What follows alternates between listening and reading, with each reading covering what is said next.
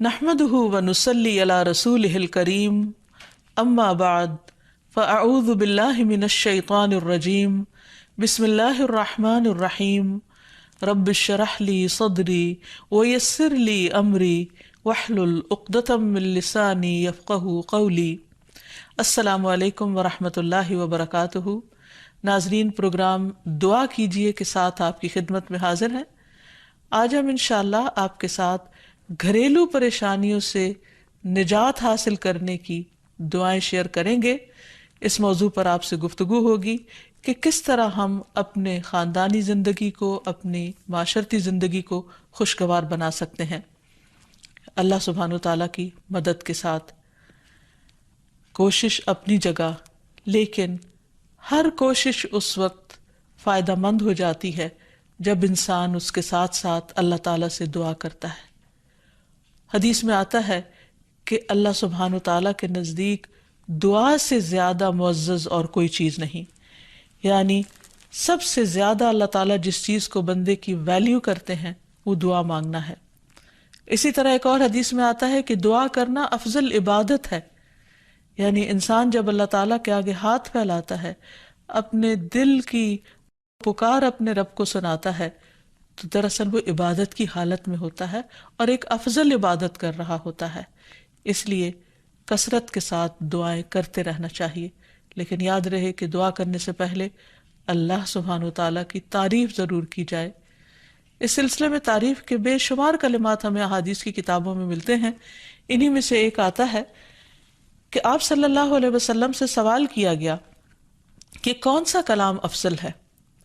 آپ نے فرمایا جو اللہ نے اپنے فرشتوں اور اپنے بندوں کے لیے چنا، اور وہ ہے سبحان اللہ و بحمدہ، سبحان اللہ و بحمدہ۔ یعنی جب انسان دعا کرنا چاہے تو اس سے پہلے کچھ مرتبہ جتنا اس کا دل چاہے اللہ تعالیٰ کی تسبیح اور حمد و ثنا بیان کرے، اور بار بار تکرار کے ساتھ کہتا رہے سبحان اللہ و بحمدہ۔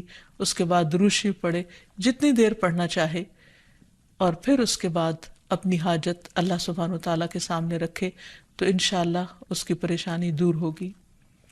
جہاں تک گھریلو پریشانیوں کا تعلق ہے تو اس میں ہم دیکھتے ہیں کہ ہر گھر کے اندر کوئی نہ کوئی چیز ایسی ہو جاتی ہے کہ جس سے باہمی تعلقات میں بدمزگی پیدا ہو جاتی ہے۔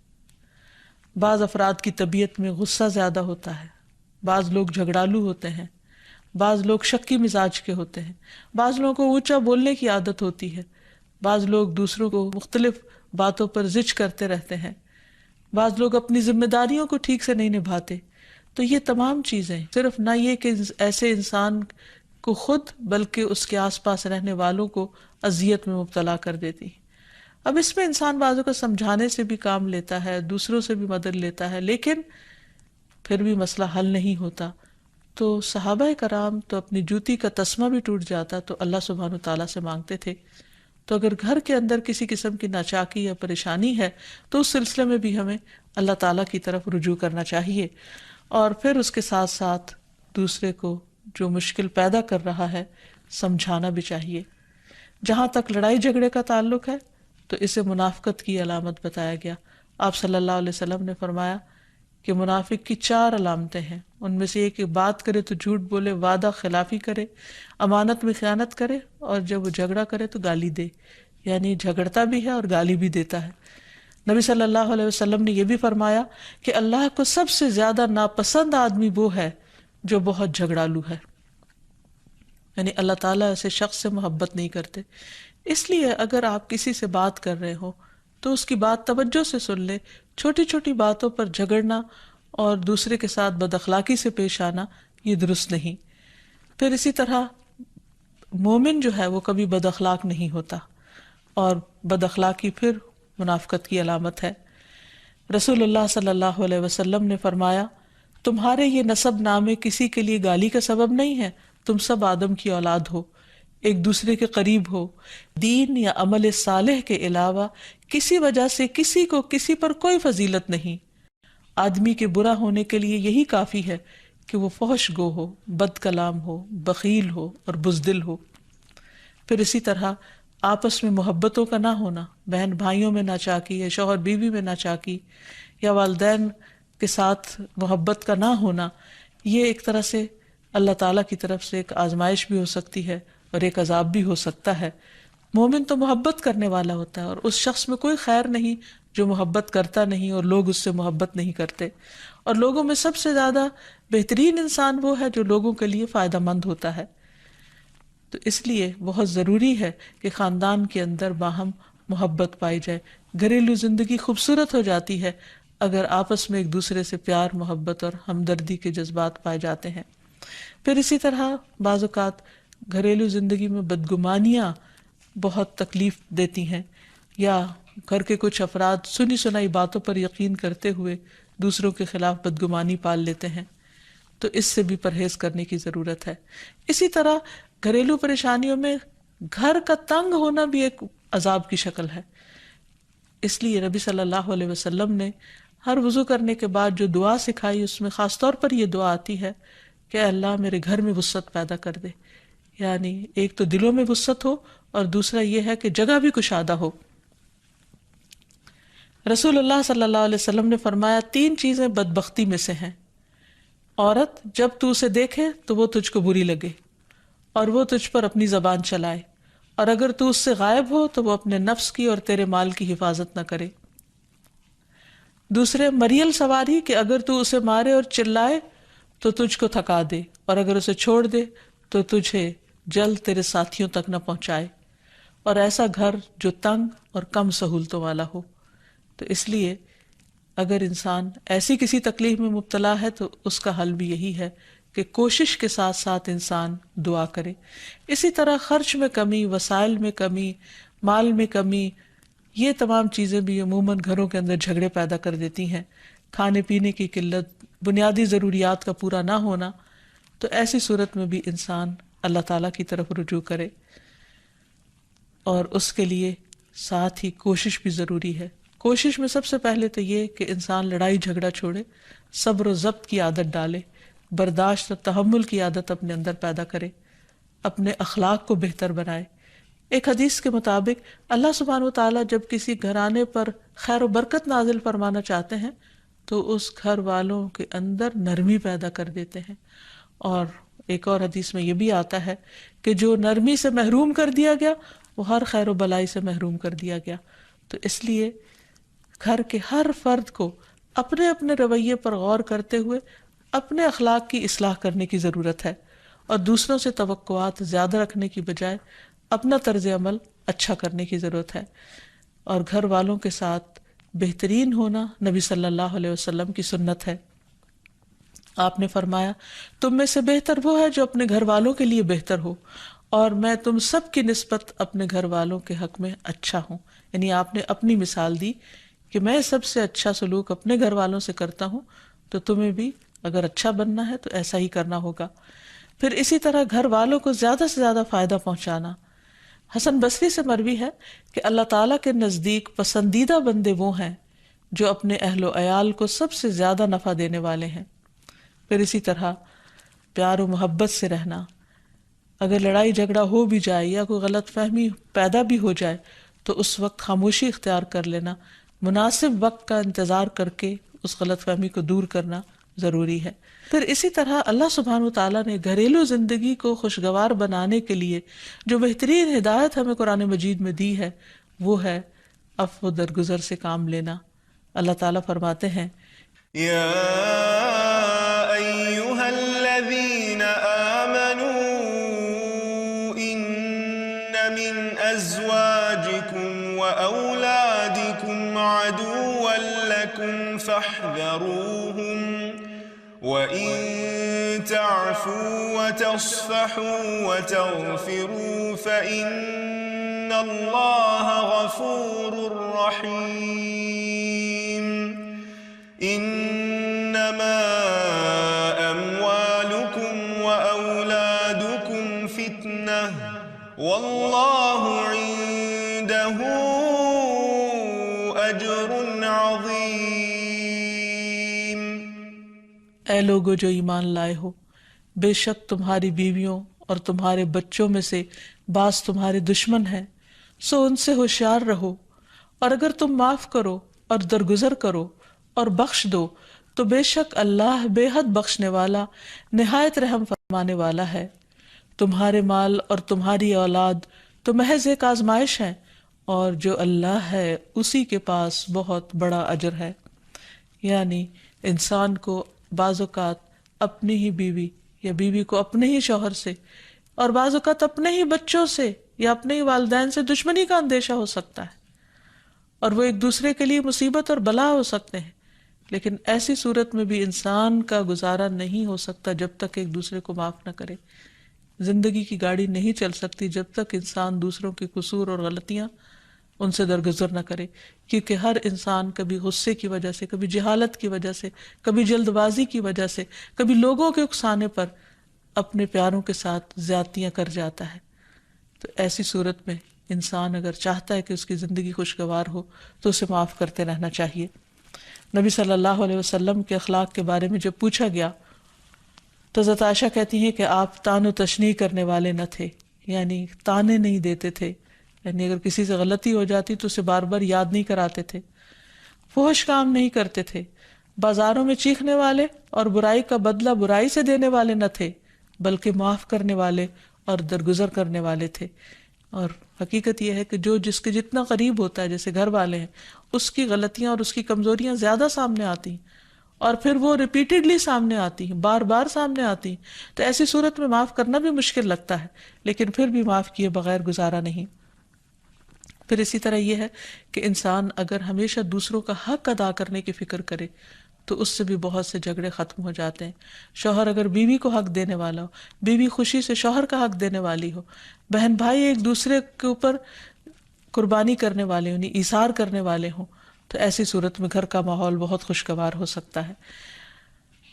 عورت کے بارے میں فرمایا نبی صلی اللہ علیہ وسلم نے کہ عورت اس وقت تک ایمان کی حلاوت نہیں پا سکتی جب تک کہ وہ اپنے شوہر کا حق ادا نہیں کرتی۔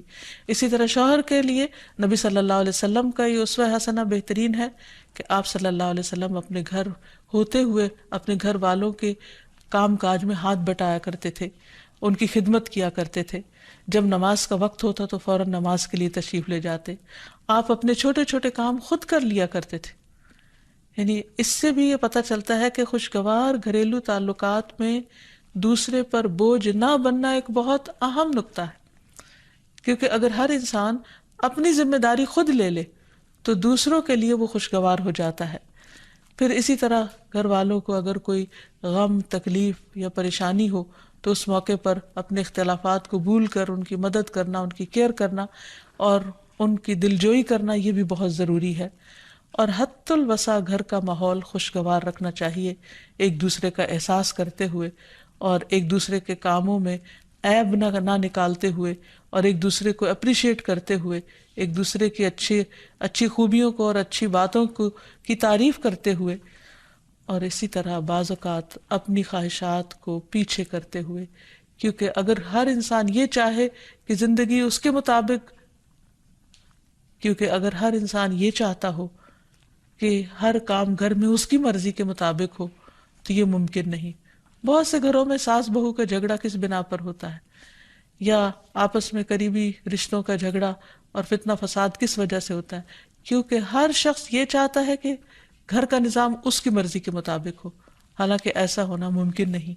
تو اس لیے ہر انسان کو اپنی رائے بھی دینی چاہیے، لیکن دوسروں کی رائے کا بھی احترام کرنا چاہیے، اپنی ضرورت بھی پوری کرنی چاہیے، لیکن اس کے ساتھ ساتھ دوسروں کی ضروریات کا بھی خیال کرنا چاہیے۔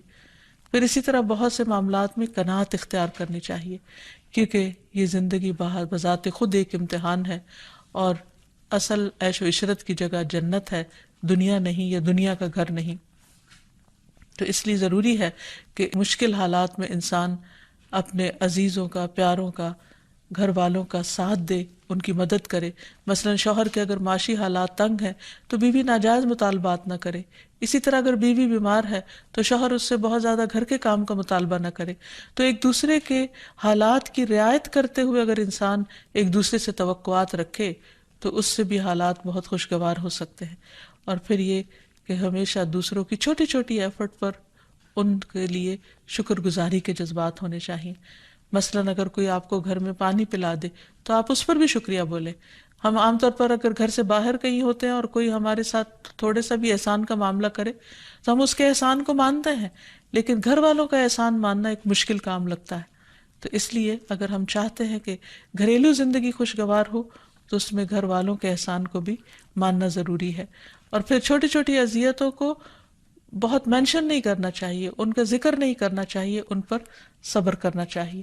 تو جو شخص شکر اور صبر سے کام لیتا ہے اس کی زندگی لازماً خوشگوار ہوتی ہے. لیکن اس کے باوجود بھی اگر گھریلو زندگی میں تنگی ہو، تکلیف ہو، آپس کی ناچاکی ہو، دشمنی ہو، پریشانی ہو، بہت بے چینی ہو، تو پھر اللہ سبحانہ وتعالیٰ ہی کی طرف رجوع کرنا چاہیے.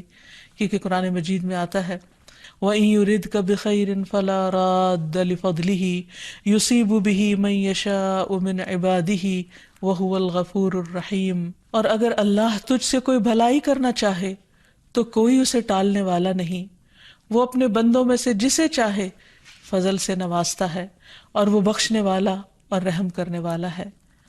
تو اس لیے چھوٹی چھوٹی تکلیفوں پر بھی فوراً اللہ کا ذکر، اللہ کی یاد، اللہ کی تسبیح انسان کے دل کو سکون بخش دے.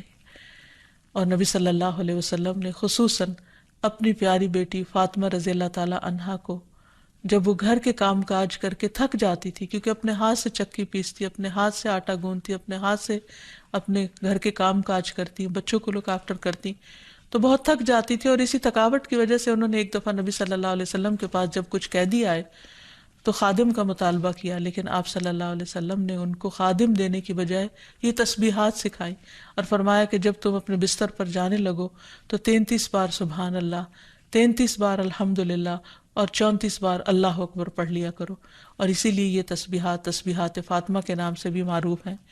تو رات کو خاص طور پر بستر پر لیٹ کر یہ تسبیحات ضرور پڑھ لینی چاہیے، کیونکہ یہ گھریلو کام کاج کی تھکاوٹ کا بہترین علاج ہے اور خادم کی جگہ کفایت کرنے والی دعائیں ہیں. پھر اسی طرح گھر میں وسعت اور کشادگی کی دعا، اللہم اغفر لی ذنبی ووسع لی فی داری وبارک لی فی رزقی. اے اللہ میرے گناہ معاف کر دے، میرے گھر میں وسعت پیدا کر دے اور میرے رزق میں برکت عطا کر دے. پھر اسی طرح چھوٹی چھوٹی پریشانیوں کے سلسلے میں مثلاً بچے کو چوٹ لگ گئی یا اچانک کسی وبائی مرض کا کوئی شکار ہو گیا تو علاج معالجے کے ساتھ ساتھ دعا کرنا ضروری ہے. مثلا گھر والوں میں سے اچانک کسی کو کوئی ایسی بیماری آ گئی، کوئی سٹروک ہو گیا یا ہارٹ اٹیک ہو گیا تو سارے گھر والے پینک ہو جاتے ہیں. ایسی صورت میں پریشانی کا صرف اظہار کرتے رہنے سے اور غمگین رہنے سے مریض کی مدد نہیں کی جا سکتی. تو اس موقع پر اللہ تعالیٰ سے دعا کرنی چاہیے. اور ایک بہت خوبصورت دعا جو نبی صلی اللہ علیہ وسلم نے حضرت اسماء بنت امیس کو سکھائی تھی کہ آپ نے فرمایا کیا میں تمہیں ایسے کلمات نہ سکھاؤں جن کو تم پریشانی کے وقت پڑھا کرو. اور وہ کلمات ہیں اللہ اللہ ربی لا اشرک بہ شیئا، اللہ ہی میرا رب ہے، میں اس کے ساتھ کسی چیز کو شریک نہیں بناتی. اور آخر میں یہ کہ گھر والوں کی باہمی محبت اور الفت اور تعلقات کی بہتری کی دعا کرنی چاہیے جو پیارے نبی صلی اللہ علیہ وسلم نے ہمیں سکھائی ہے. وہ دعا ہے اللہم الف بین قلوبنا واصلح ذات بیننا واہدنا سبل السلام ونجنا من الظلمات الى النور وجنبنا الفواحش ما ظہر منها وما بطن وبارک لنا فی اسماعنا وابصارنا وقلوبنا وازواجنا وذریاتنا وتب علینا انک انت التواب الرحیم وجعلنا شاکرین لنعمتک مثنین بہا قابلیہا واتمہا علینا. اے اللہ ہمارے دلوں میں الفت پیدا فرما دے اور ہمارے آپس کے معاملات کی اصلاح کر دے. ہمیں سلامتی کے راستوں کی رہنمائی فرما اور ہمیں اندھیروں سے نجات دے کر نور کی طرف لے آ اور ہمیں تمام ظاہری اور چھپی بدکاریوں سے محفوظ رکھ. ہمارے کانوں اور ہماری آنکھوں اور ہمارے دلوں اور ہماری گھر والیوں اور ہمارے بچوں میں برکتیں عطا فرما. ہماری توبہ قبول فرما، بلا شبہ تو بہت زیادہ توبہ قبول کرنے والا اور رحمت کرنے والا ہے. ہمیں اپنی نعمتوں کا شکر ادا کرنے والا بنا اور ان کی تعریف کرنے والا اور ان کو قبول کرنے والا بنا دے. ان نعمتوں کو ہم پر کامل فرما دے، یعنی ان نعمتوں کو ہم پر تمام کر دے. تو کس قدر جامع اور خوبصورت دعا ہے جو نبی صلی اللہ علیہ وسلم نے ہمیں سکھائی. گھریلو زندگی کو خوشگوار بنانے کے لیے ان دعاؤں کو پڑھتے رہنا چاہیے، یاد کر لینا چاہیے، قبولیت کے مواقع پر پڑھنا چاہیے. اگر زبانی یاد نہ بھی ہو تو دیکھ کر پڑھ لینا چاہیے، اور اگر ان کا ترجمہ نہ آتا ہو تو اردو میں پڑھنے میں بھی کوئی حرج نہیں. لیکن اللہ تعالیٰ سے مانگتے رہیے، کیونکہ ساری مشکلات کا حل صرف اسی کے پاس ہے. وآخر دعوانا ان الحمد للہ رب العالمین. السلام علیکم ورحمۃ اللہ وبرکاتہ.